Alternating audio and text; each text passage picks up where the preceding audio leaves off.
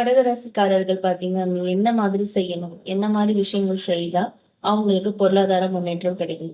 கடகராசிக்காரர்களுக்கு வந்து பார்த்தீங்க அப்டின்னா, எளிமையான பரிகாரம் தாங்க.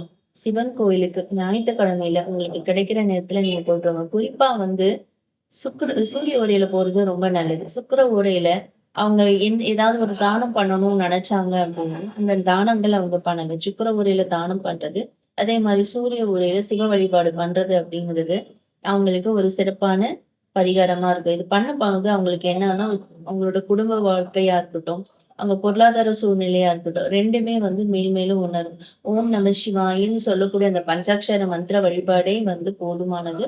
கடகராசிக்காரர்களுக்கு தன் வாழ்க்கைக்கு தேவையான அத்தன விஷயங்களையும் சிறப்பா செய்து கொள்றதுக்கு. சரிங்களா?